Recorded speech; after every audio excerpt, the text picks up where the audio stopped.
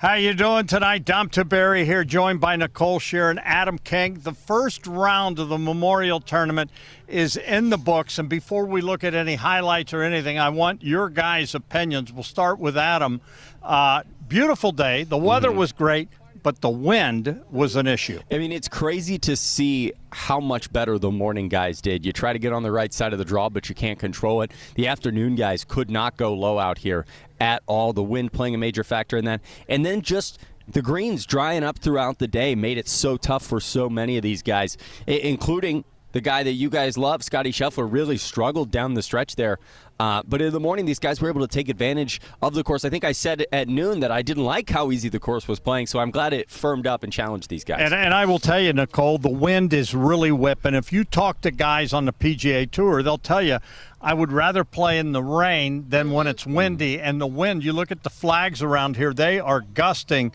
And the wind also dried this golf course out. J.J. Spahn said it's the greens are like concrete. I mean, J.J. had a great day today, but Adam, you're absolutely right. You look at the leaderboard itself, and the back nine really did no favors for Scottie Scheffler, and I think a lot of that is because the wind really did start to kick up.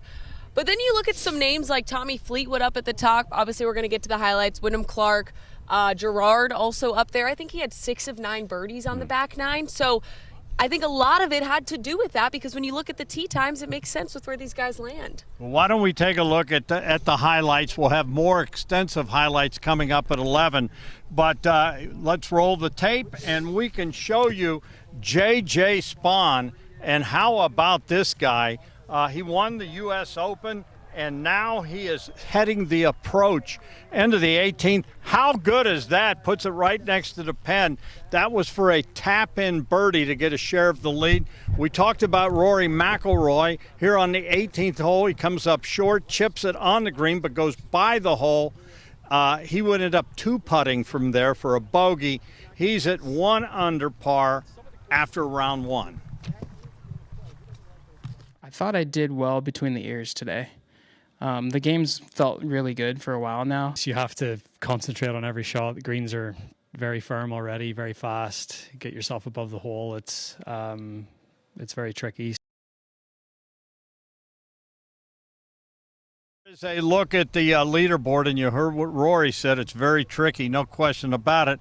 A log jam at the top, 4-way tie between Spahn, Wyndham Clark, Tommy Fleetwood, and Ryan Gerard, all at 5 under par.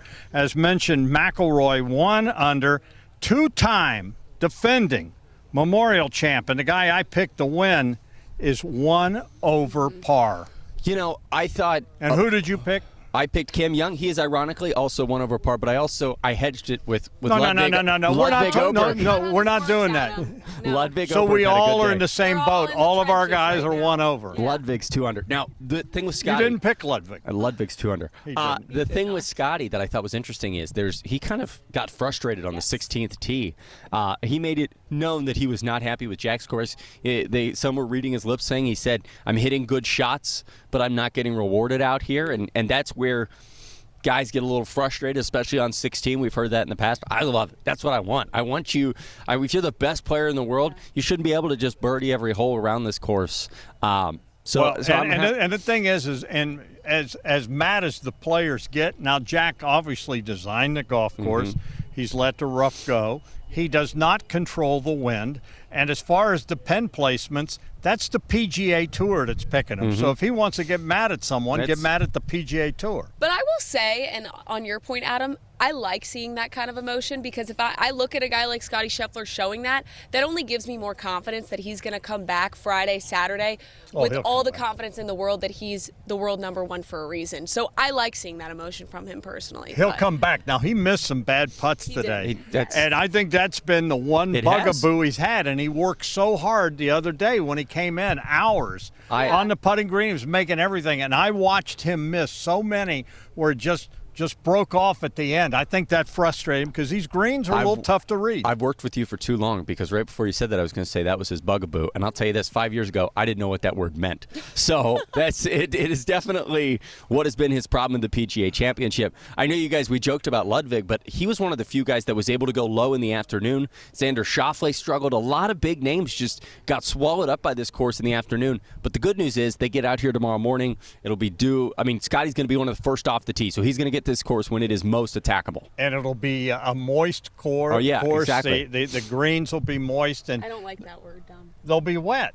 Okay. They'll be, you'll be able to stick the ball. You like it. It won't be as hard as concrete. Throw darts, as they say. Yes. Yeah, because they're not going to water it. No. But just overnight, the dew point and all that, they'll lighten Some up a people, little. you could say, would be making their favorite memorial moments tomorrow. They could see some amazing shots. We love memorial We moments. love them. Yes, we do. We're making one right now. That's for us. right. Yeah, why don't you look at the camera and tell them your memorial moment? Well, today I grabbed a Sharpie. I grabbed what looked to be, kind of a bigger board, and I wrote a question on there. Tell me your favorite memorial moment. 50 years of busy days here at the Memorial. Patrons from all over, all with their own story to tell.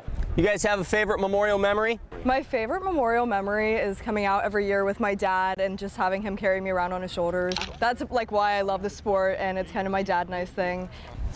First of all, what's your name? Jordan, Jordan, how old are you? 5. You're 5. Jordan, what's your favorite memorial memory? Seeing Ricky. And after just a few minutes, the stories were never ending. The first time I came, I was in love. It just, the I'm getting emotional. The landscape, the beauty, and now I watch golf on TV. Tiger Woods chip in on 14. The crowd went crazy. What was that like to, we see the moment everywhere now, but you're right there. What was it like to? Oh, it's just exhilarating. I've been coming here my whole life. Okay. Yeah, Columbus native. What's your favorite memorial memory? My favorite memory from the memorial is when I was about 12 years old. Tiger Woods gave me a glove walking off a 9, so I still got that glove, so that was pretty sweet. Favorite memorial moment? Now, some of those memories are all grown up. I would say when I was maybe 3, I had a picture with Ricky Fowler. How cool would it be to recreate that picture?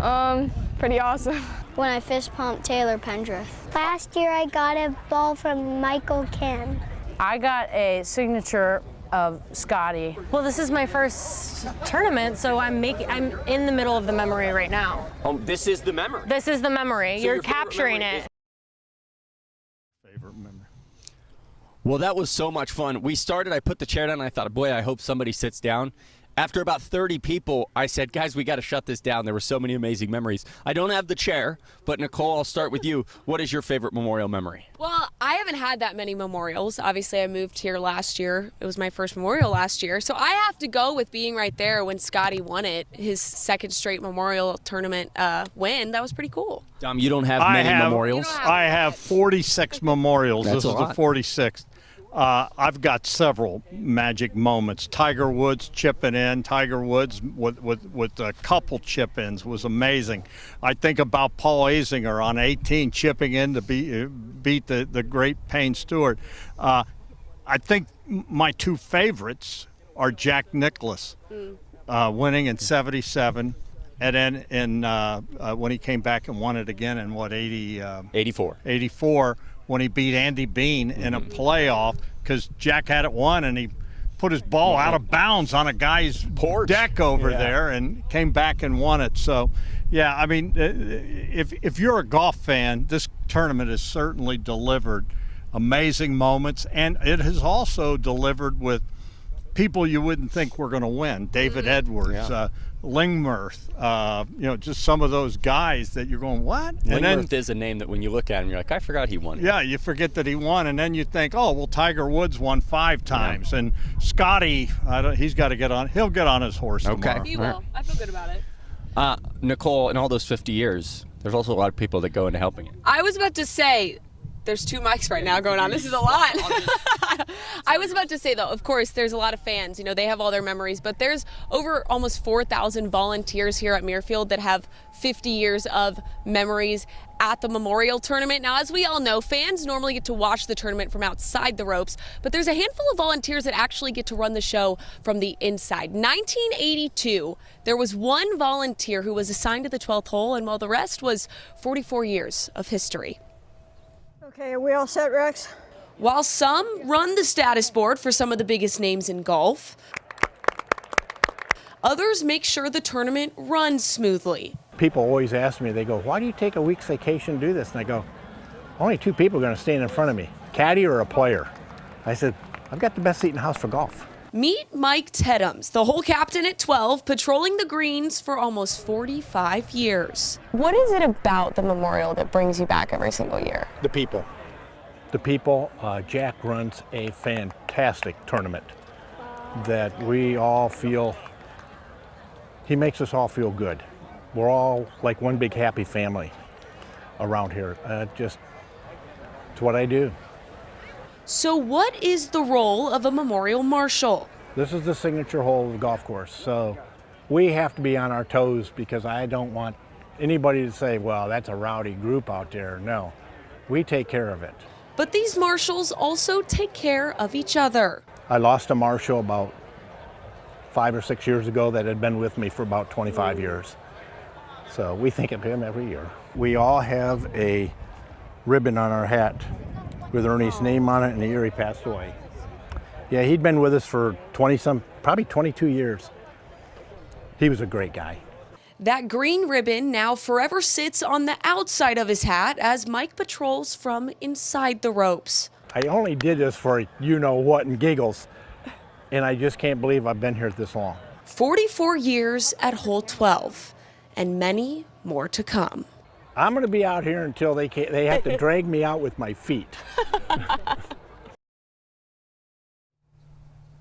What a great story, Nicole. And here's the thing, you know, we forget sometimes, 3,900 volunteers, amazing. Over 3,900 to make this thing go, and they raise all the money, and they raise it for Nationwide Children's Hospital. Yeah, it's pretty cool. He was a really fun guy to talk to also because, I mean, you talk about memories and stories. That guy has a lot of stories from the Memorial. But he did say, he said, my job gets a lot tougher on Friday because that's when it gets a little rowdy out here with the fans. That's the fun day. And he's got a job to do out there. Well, the volunteers, and I would say unsung heroes, but Jack Nicklaus, make sure they're all sung. he does is talk about how important they are. Obviously, the other important thing is round 2 of this golf tournament tomorrow. It'll be interesting to see how Scotty Scheffler and Rory McIlroy bounce back. The other thing, weather is always a factor at this golf course, and we're hearing now that there could be some interesting weather on Saturday rolling in here. You were telling me. Yeah, I think it's supposed to roll in around 4 o'clock on Saturday, but correct Thank you me so if much, I'm, Mr. Tomer. Yeah, shout out to Chris. I am No, not a just kidding. meteorologist. But, I mean, you guys can attest to this. I think it's rained almost every year of the Memorial one day, right? But there's been a couple that we did. But I did hear storms, which is different. That's rain, different, they play yeah. through rain.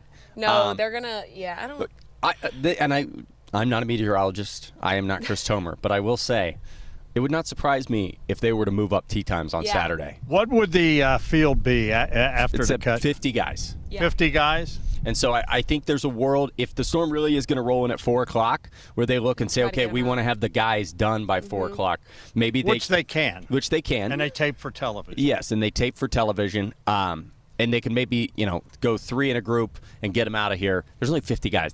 You could get that done very quickly. So I would keep an eye on that. If you're a fan and you're coming out Saturday, make sure you check into those tee times once we get them. Well, and we'll put it out Yeah. once we know. But, the thing is, they've changed things here because this is a signature event. They run it like a major. And, I don't know that they would do that at the Masters or they would do that at the U.S. Open, would they? It would have to be very severe weather. It would have to be, it's coming, surefire. The other thing is, if you do have that happen, then the course is going to be very obtainable after that storm rolls through. So. Oh, then it's going to make for an interesting Sunday. If it gets real wet. All right, real quick. One other guy that you're watching. I know you love your Scotty. I know you're on that train for each of you. Who's one other guy that you're in on? I'm in on Shane Lowry. He looked really good on the back nine today. I think he's 3 under, if I'm correct. Don't quote me on that, but I'm pretty sure. I think he's going to perform well out here. So I'm Shane Lowry. Jason Day, I'm keeping an eye on him. I got a belief in him. He's 2 over. All right, I've kind of had my 2. Ludwig, I do want to apologize. He's only 1 under. It's devastating. He bogeyed at some point, but I do think he was one of the few guys that were able to at least go out and get under par in the afternoon group, which is promising. All right, guys, great stuff. We're going to put a wrap on this. We'll be back at 11. Keep it on 10 TV for all the best Memorial coverage there is.